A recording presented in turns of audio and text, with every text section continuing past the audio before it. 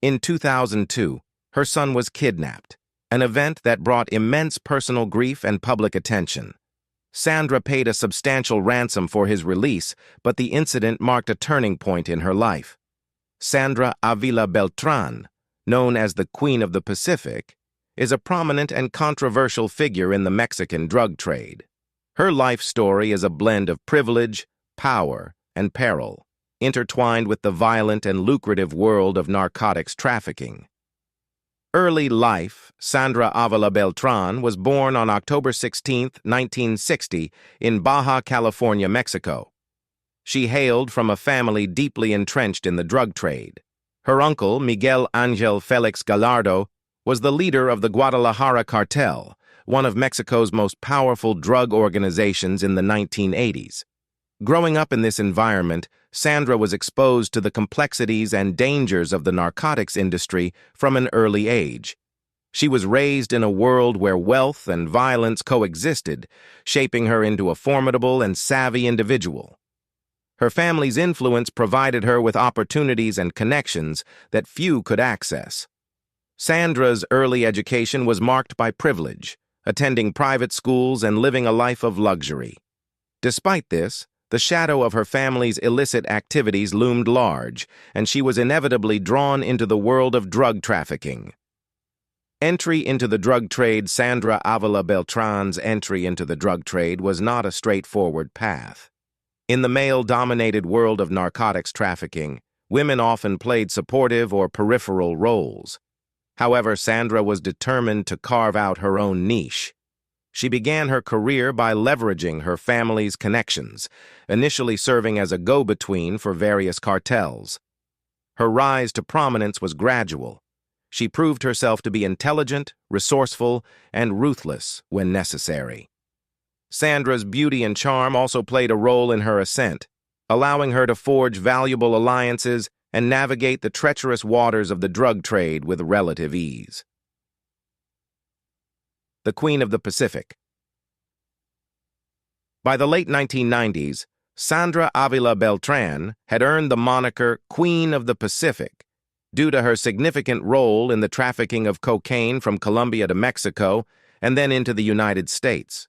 Her operations were sophisticated and well-coordinated, often involving complex logistics to evade law enforcement and ensure the safe passage of drugs.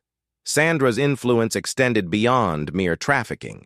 She was instrumental in negotiating deals between Colombian and Mexican cartels, acting as a crucial intermediary. Her ability to broker peace and maintain business relationships earned her respect and fear within the narcotics underworld. Her romantic relationships also played a significant role in her career. Sandra was known to be romantically involved with several high-ranking members of the drug trade, including Ismael El Mayo Zambada, a top leader of the Sinaloa cartel. These relationships further solidified her position and power within the criminal hierarchy. The downfall. Despite her success and influence, Sandra Ávila Beltrán's life was fraught with danger. The drug trade is notoriously volatile, and alliances can shift rapidly. In 2002, her son was kidnapped, an event that brought immense personal grief and public attention. Sandra paid a substantial ransom for his release, but the incident marked a turning point in her life.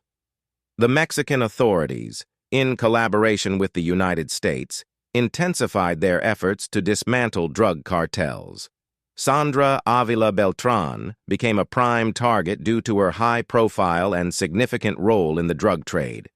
In September 2007, she was arrested in Mexico City on charges of drug trafficking, money laundering, and organized crime. Her arrest was a significant blow to the cartels, symbolizing the reach of law enforcement into the upper echelons of the drug trade.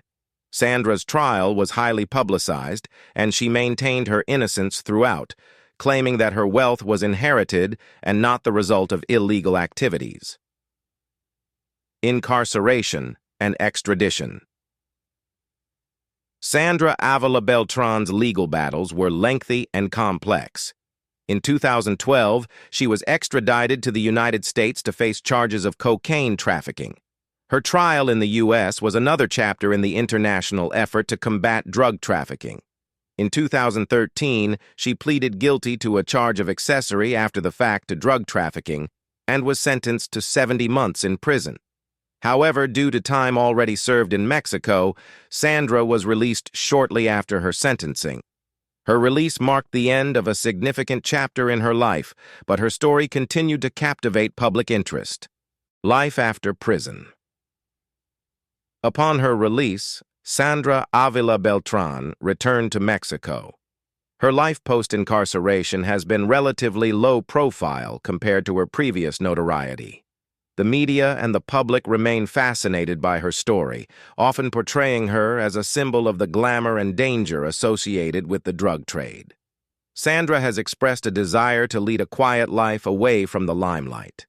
However, her past continues to follow her, and she remains a figure of interest for both law enforcement and the media. Her story is a testament to the complexities and contradictions of the drug trade, where power, wealth, and violence intersect in unpredictable ways.